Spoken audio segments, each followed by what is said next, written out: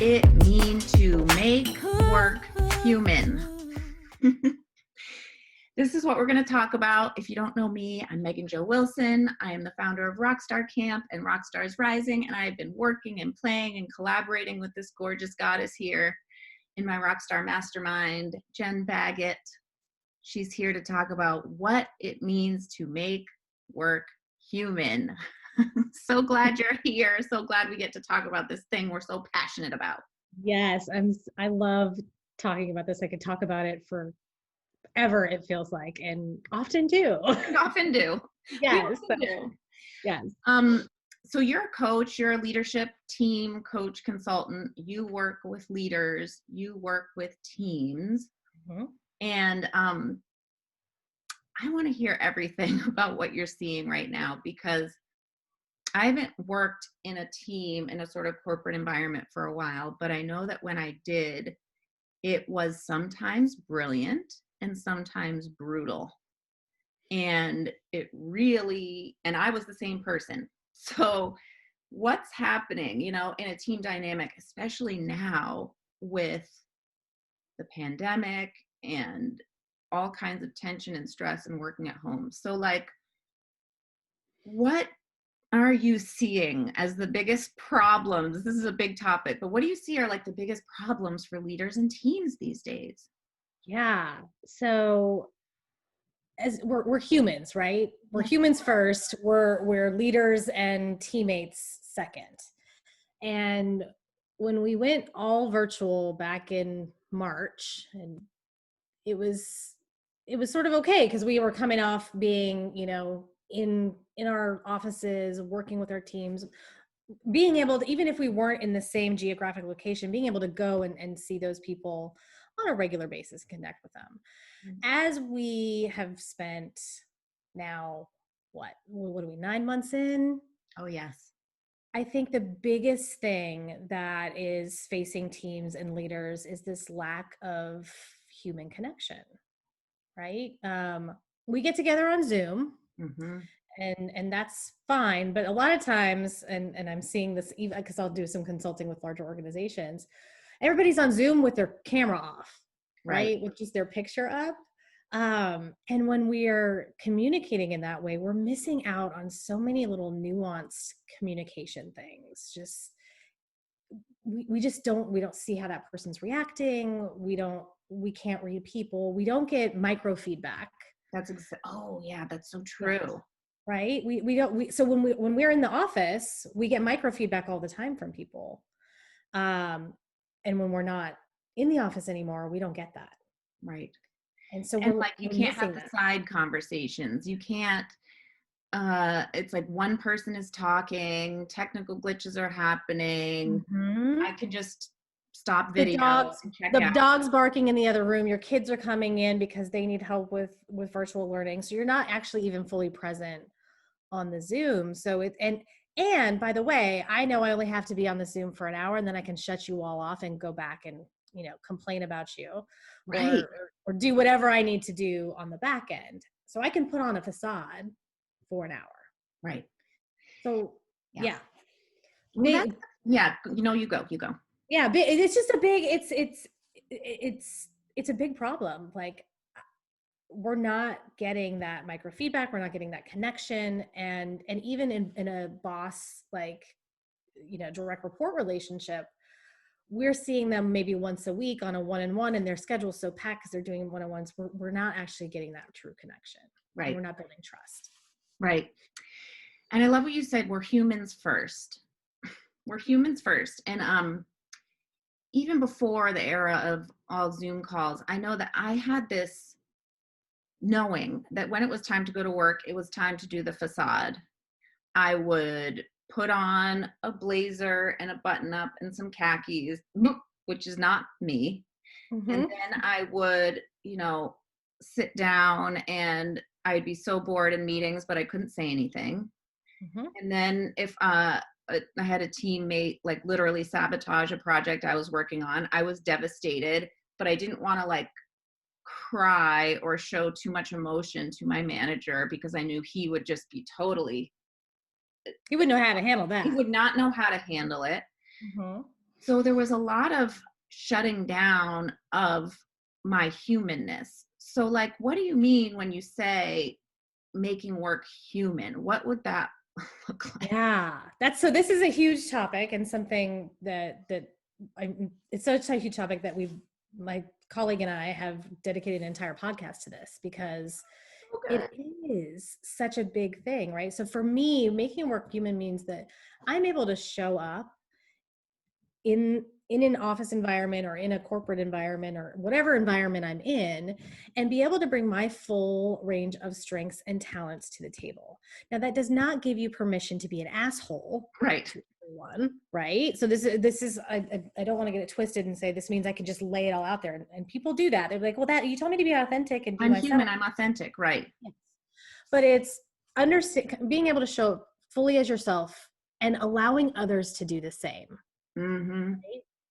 And being able to connect with people on a human level. So when you go, so here's the deal. We're all different, right? We have different styles, we have different priorities, we have different values. And being human means that I know what those are for me, and I'm going to get curious about what they are for you, so we can meet somewhere in the middle. Yeah. And be able to both feel fully expressed without taking away space from someone else. Right. And to me, that's like the heart of the magic of coaching, is that there's a foundation of curiosity. And that's why my dream is to have coaching skills be taught to young kids and onward, because there's an element of, and I know you and I are really passionate about diversity, equity, inclusion, where diversity is we are different, and equity and inclusion is like, and the marginalized people who aren't part of the mainstream white patriarchal top-down leadership model that we've been working in for so long, are not just in the room, they are included, and we honor their lived experience and listen to it and are curious about it, even when it is different than my own. Yes. So Yeah. like, how do you teach that to leaders or teams? And I know you do it in a lot of different ways, but like, what are some of the ways that you do that? Yeah. So with leaders, we start with self first, right? You have to start with self, because if you don't understand yourself, and this is something I say to my leaders all the time, you can't lead yourself, you can't lead anybody else. True. So you don't do any self-awareness work, you have no business leading anyone else, because it is a people game. It's not a, hey, I'm an expert, I'm an extra salesperson, now I'm going to go lead a bunch of salespeople. Right. You're going to do really well at the sales part, but you do really shitty at the like managing the people part. That's right. So we start with self-awareness, and we go really deep. I use a 360 tool where we get some feedback, so we really understand what your impact is as a leader, right? So I think this gets talked about a lot. I really believe we all have the best of intentions, and you'll hear that say, like, if someone gives you feedback that you hurt their feelings or that you did something they didn't like, you're like, well, that wasn't my intention. Right. Intentions don't matter. That's right. Impact matters. And so the 360 I do allows you to get a really good view of how you view yourself and your impact, and then how other people view you and your impact, and where does it match and where does it not. Yeah. So we start there. Yeah. That's so huge. And I'm in this moment just feeling moved by the courage of leaders who are willing to do that, because I've had 360s many times as a leader, and it is like, whoa, I didn't mean to do that. That wasn't my intention. I didn't know my impact was that I was intimidating or cold, or like, whoa. And it's so useful, because I think, let me check this out with you, but in my experience, especially in a hierarchy of power, which all organizations are, there's literally an org chart. Absolutely. Hierarchy of power. So when power dynamics are in play, the more power you have in the system, the higher up, the more blind spots you have about your impact. Yes. Right? Absolutely true. And absolutely. It makes sense, right? Because like, I'm not going to tell the CEO he's being an asshole. Exactly. Yeah. But I might in a 360, in an anonymous 360 where it's anonymous, and I can actually give that true feedback, and that's why it's so powerful. Yeah. So you do the 360, you got to Mhm. lead, you got to know yourself. I love what you said. If you don't know yourself, if you're not aware or interested in your impact, then you're doomed. But Mhm. this is very different than old school leadership, Oh, yes. right?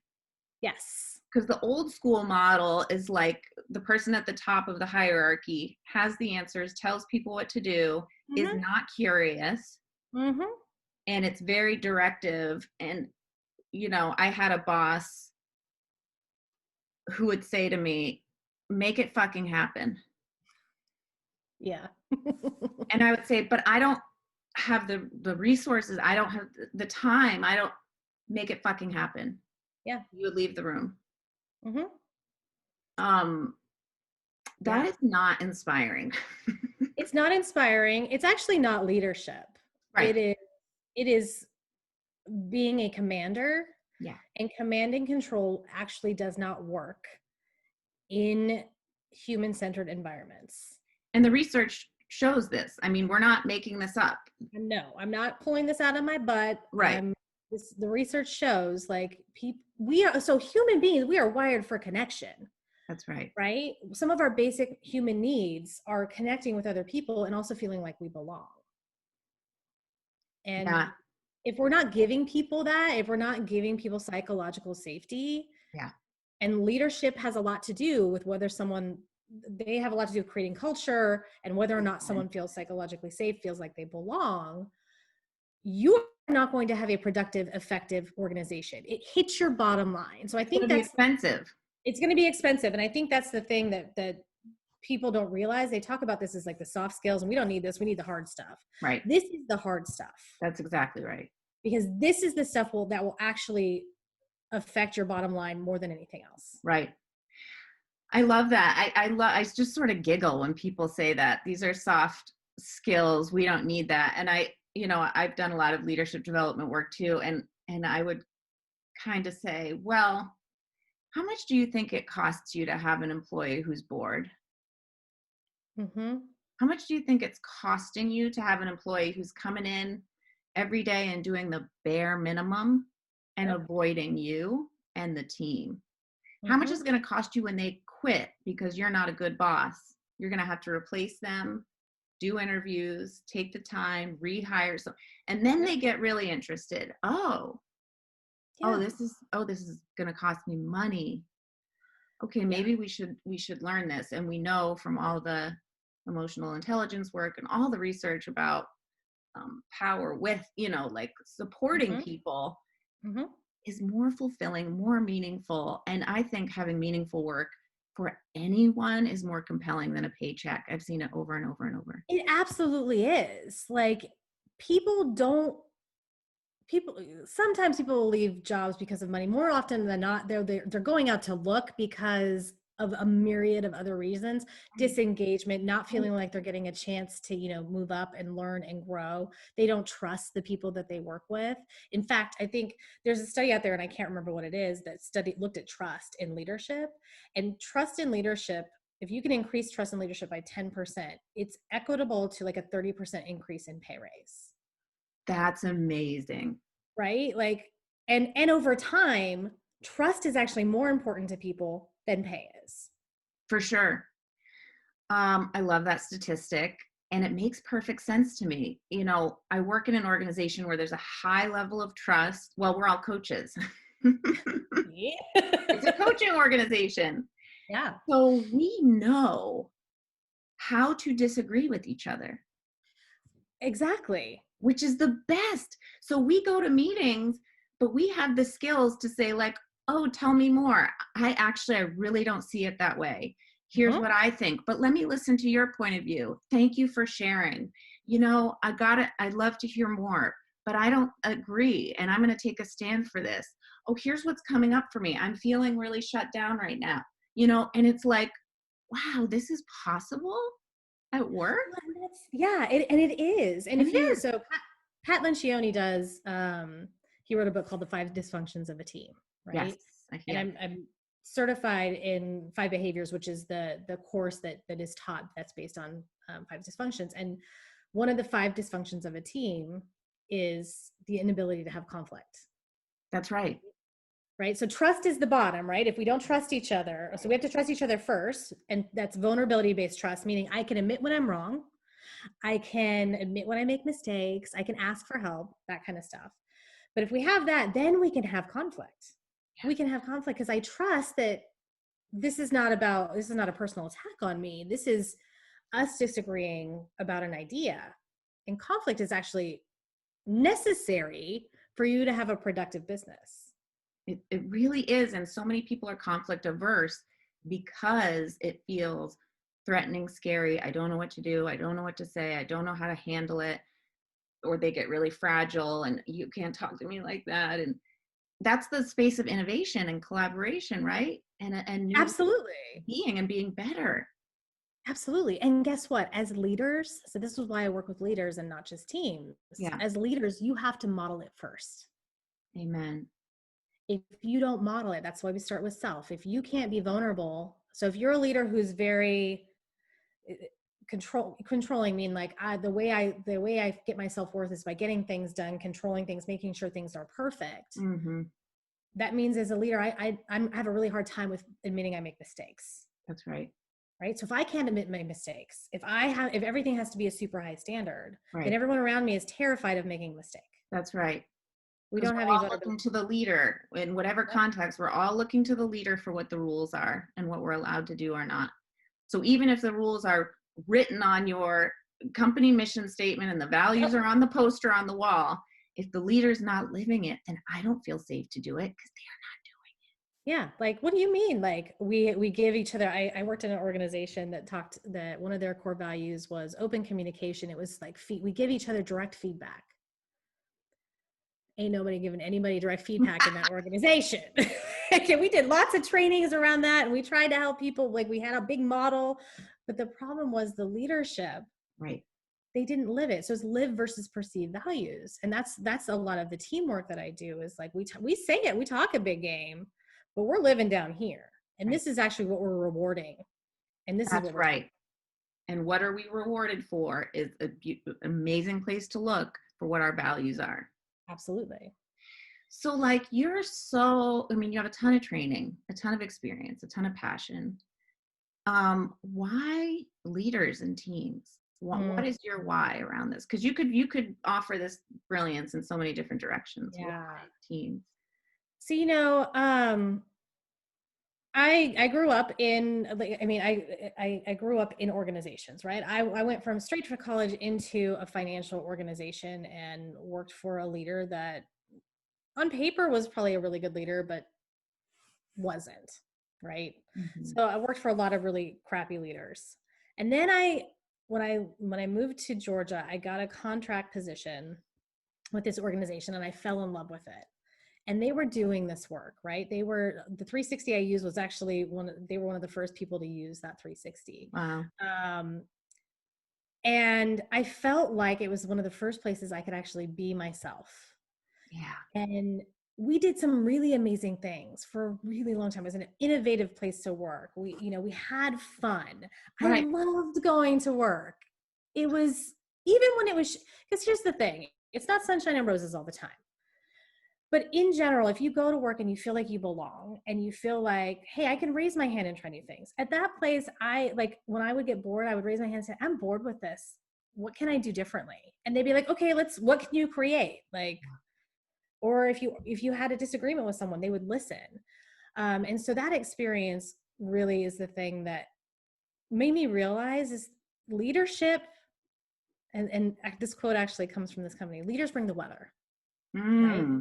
Leaders bring the weather. And then my CEO from that company is the one who said that, and it's stuck with me for years and years and years. So leaders bring the weather. They have the influence over what that culture is. And that culture then influences every individual contributor that comes in, whether or not they feel like they have to stuff themselves in a box or not. So I work with leaders so that they can help cultivate a culture where people feel like they belong at work. I work with teams because I know that if we can get a team really functioning, trusting each other, able to have that conflict, they can produce great work, which then shows the leader that, hey, this stuff actually works. I just think we can change the face of our corporations and we can have more brilliance. We can make an impact on the world. It's, I don't think leaders realize the kind of impact that they can actually have. I think you're right, sister, in a lot of ways. And, my mom worked in corporate her whole life, but before I shouldn't say her whole life, she retired working in corporate. Before that, she worked in nonprofits, she Mm-hmm. did the Peace Corps, and she worked in inner city school. And she said, corporate America gets a bad rap, but if you want to affect change, corporate America is the place to go because they are impacting so many parts of our lives. So if we can get into the belly of that beast and turn that culture boat around, the ripple effect is immeasurable. Absolutely. I 100% agree. Your mom is a brilliant woman, obviously. I mean, I would have guessed that just based She on, really is. yeah. But I loved that. And she was so optimistic about it in the same way that you are. Because I think what you're standing for too is that this can be learned. Mm-hmm. This can be learned Absolutely. if you're willing, and if you're willing to invest in yourself and look at yourself. And quite frankly, I know you and I both believe that if you don't learn this stuff now, you're dead. You ain't going to survive. I'm sorry. You're not going to survive.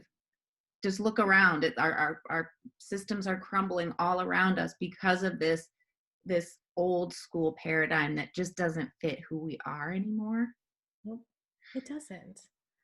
So it's exciting. I know it's scary for a lot of leaders. I think being a leader is like one of the most challenging, terrifying, Is like scary things. And it's so exciting because it's about responsibility and impact. And there's mm-hmm. so many resources for support. So for anyone who's watching this, who's a leader or in a team where they're like, oh, we need this, what's the best way for them to like connect with you and bring you in? Help, Yeah. please help. Yeah. So my website is www.wecatchlight.com. You can contact me there. I'm also on LinkedIn, just under Jen Baggett. I'm always open to connecting. I also have a weekly podcast, as I mentioned, called Make Work Human.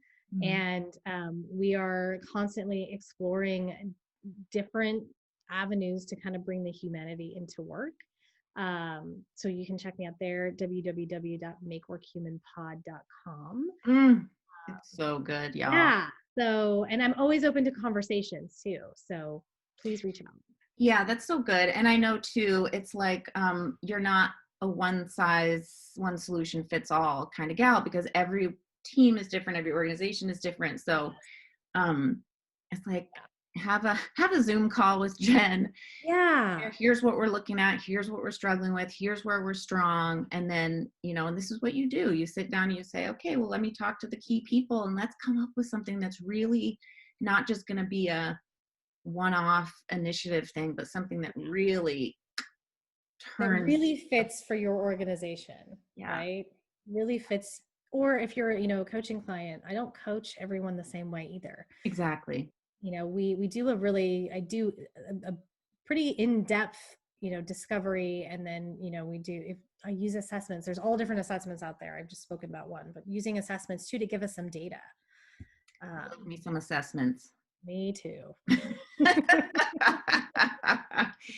Well, I'm so deeply grateful for the work you're doing, that you are bringing light into these organizations. And I'm hopeful along with you about taking leaders higher. So thank you for sharing your wisdom.